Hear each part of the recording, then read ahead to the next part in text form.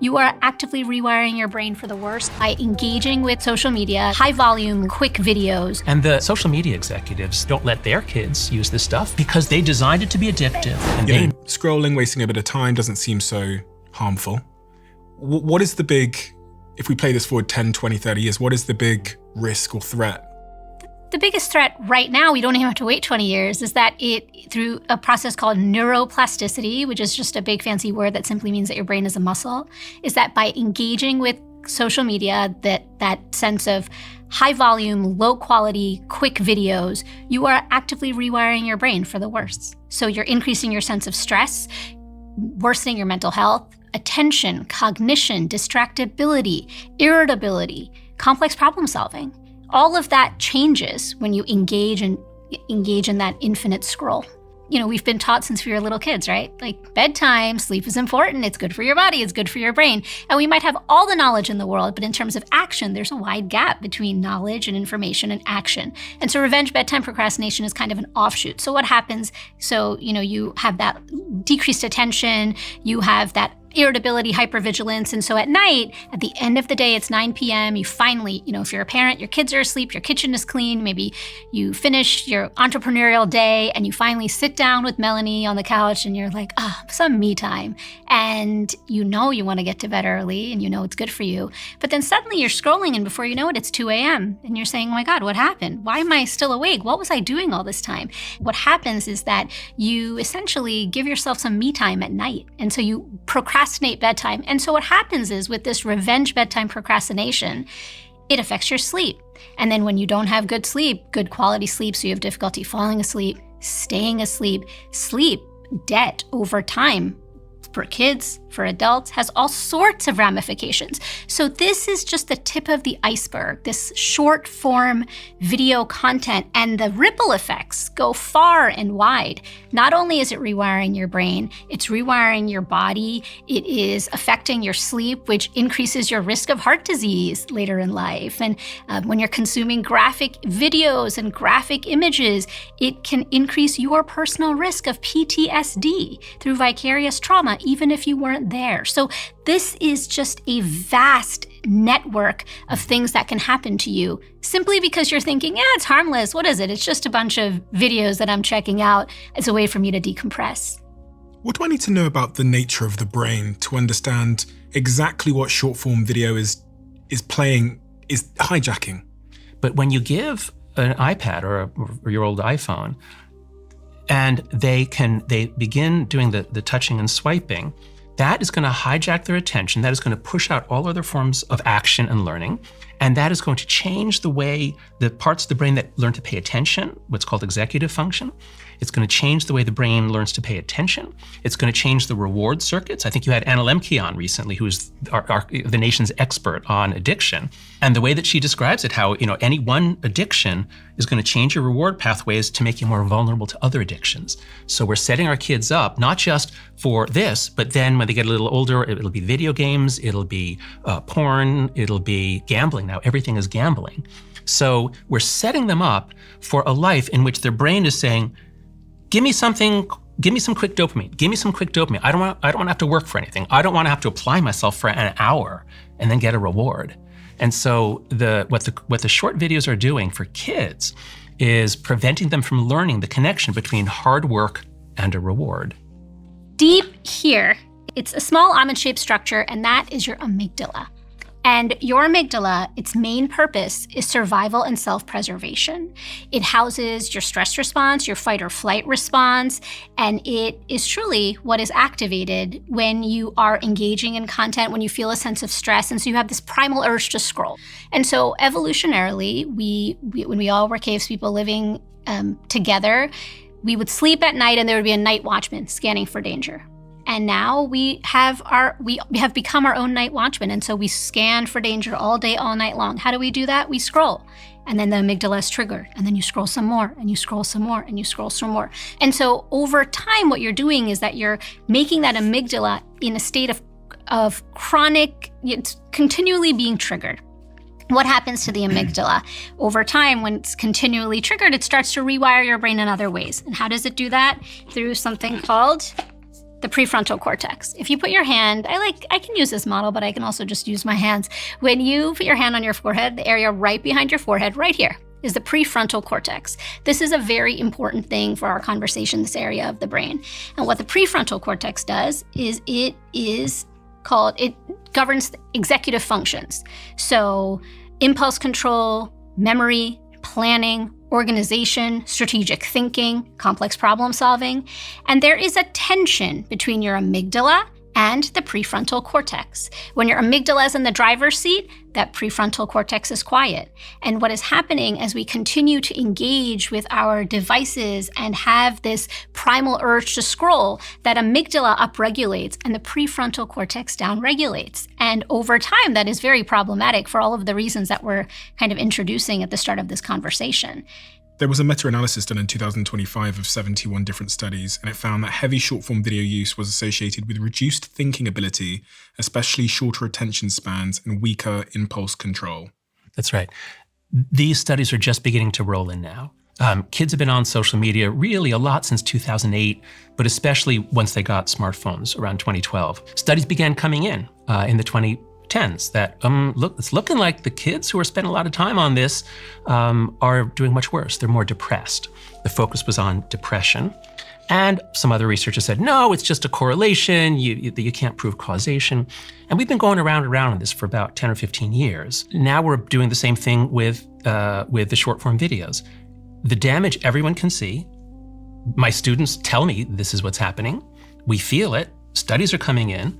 But there will be a few studies here and there that don't show it, and people will push that up. Meta spends a lot of time and money to influence the public debate. A lot of public documents are coming out now about how they do that. So we can engage in debate over research on short-form videos for 5 or 10 years, but at that point, it's way too late. We've lost a second generation, Gen Alpha. So I think when we're talking about kids especially, we need to have what's called the precautionary principle, which is, if there's reason to think that this is hurting kids, how about we don't roll it out into every childhood? How about we make these companies responsible? We hold them responsible for what they're doing to kids, because we're about to make the same mistake we made with social media, letting it worm its way into childhood. We've already done that with short videos, and we're about to do it with AI chatbots. In fact, we're just beginning it in late 2025, I'd say. Would you advise people to delete these short form videos? Oh my God, yes, of course. Yes, that would the most important thing you can do for your intelligence and for humanity would be delete them. So what I advise my students to do is, I say, just do this. Just delete one of the social media apps that you use, especially if it's TikTok. Just delete it from your phone. You can still check on your computer. If someone sends you a video, you can still watch it on your computer. You can even check it, every weekend. You can spend some time on it. But just get it off your phone. Because on the phone is always with us. It's an extension of our body. And if it's always there, then it's going to take it's called attention fracking. It's going to break up your attention. It's going to take every 7 seconds that you're not doing something, you're going to go for the phone. So the best thing you can do to make yourself smarter and a better partner and a better human, I would say, would be to delete especially any of the short form videos, so TikTok. Unfortunately, YouTube, which has a lot of good stuff on it, becomes YouTube Shorts. Instagram, which does a lot of terrible things, but people do find it useful for all kinds of purposes, becomes Instagram Reels. So I think the proper amount of short form video for children 0 to 18 is 0. They should never be watching the vertical videos. Parents, don't ever let your kids watch the short vertical videos. You might even, if only there was a way to put it, is there a way to put a time limit where you can say it has to be 10 minutes or longer? Kids, you can have an hour of YouTube, but it has to be 10 minutes or longer, nothing shorter than 10 minutes. That at least will get rid of the quick swiping, the dopamine stuff. Yeah, can I just say something about these tech executives and companies offering this as a way to address the loneliness crisis? So there's a Yiddish word called chutzpah. And chutzpah means like nerve, like you've got a lot of nerve. The audacity. The audacity, yeah. And the classic comedic definition of chutzpah is a boy who murders his parents, and then he asks the judge for clemency because he's an orphan.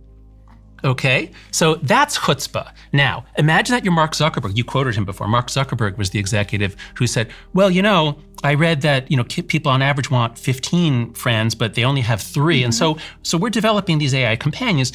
to fill that void that we created by raising everyone on Instagram. So the chutzpah of these people, we have to really change the way we think about them. We thought about them as gods and saviors early in the internet phase, and the things they created were magical. But we have to change our thinking about them and see just the massive destruction that they have already wrought on our children, our society, our democracy, and it's just the beginning. AI is going to make this so much more intense. When you hear these tech leaders, I love hearing Jonathan talk because he just goes there and I'm always way more tempered. And I love it. It's emboldening me. Because I'm beginning to get angry. I don't really get angry, but in the last year, I'm getting angry. I love it. So the way, when you hear all of these various tech leaders speak, they will always say, they speak to the issue. So, I've heard for research for my second book, Bot Brain, I've been listening to a lot of Sam Altman's speeches or panels, and he will always say things like, privacy is a major issue, or people, 1 million users a week talk about suicide on ChatGPT. This is an issue. And so they address it, or they speak it. And so you think, okay, there's going to be some sort of solution. And often the solution is, society, we're going to have to figure this out. Right. So the burden of responsibility is not on the developer. It's, the harmful externalities get foisted on the rest of us. Too bad. You guys figure it out. You said in the last year you're getting angry. Yeah. Why in the last year? Because I was so deeply immersed in the book and the writing of the book and trying to understand the numbers and the graphs and the trends and the studies. And that's all very abstract. But then since the book came out, I have had so many conversations and I've met so many of the survivor parents. Like, just for example, I was in London. This was just so unbelievable. I was just in London 2 or 3 weeks ago, and I met Ellen, I believe Ellen Groom, I think was her name. Her son, Jules, was found dead. Happy kid, found dead, strangled. It sure looked like it was the choking challenge, 13-year-old boy. Everything looked like the choking challenge on TikTok. What's the choking challenge? It's a challenge where kids are challenged to cut off the circulation to the point where they pass out.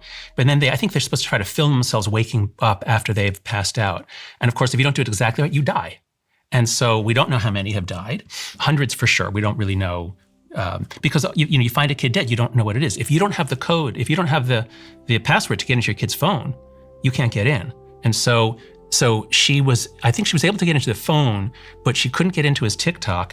And she went to Delaware she went to sue to demand that TikTok release. What was he watching when he died? Mm. And TikTok says, privacy issue. Oh no, we won't release that, as if they care about privacy. And then in the courtroom, this was what was so disgusting. In the courtroom, in Delaware, this British woman coming over, trying to get some justice, trying to at least get some information. The lawyer for TikTok is trying to suggest that your son was depressed beforehand. He was going to be suicidal. Basically, even if he was watching TikTok, that was just a correlation. TikTok didn't cause it. He was going to die anyway. I mean, it's just so disgusting the way these companies treat the parents and the kids that they're crushing and stepping on. And so the more I see this, the more I realize this is a level of cruelty that goes far beyond the tobacco industry. The tobacco executives, they had to go home at night, but they never saw, during their workday, they never saw children suffering. They saw people dying, middle-aged and older, but they never saw children suffering. The social media executives, they have to go home knowing every day that millions and millions of kids have been cyberbullied, sextorted, shown eating disorder videos. Many have committed suicide. They have to go home knowing that they designed it for addiction, knowing the kids are addicted, and lying about it. So yeah, I'm getting angry. And in their own homes. Right, and in their own homes, the hypocrites don't let their kids do it. That's right. So yeah, I'm getting angry.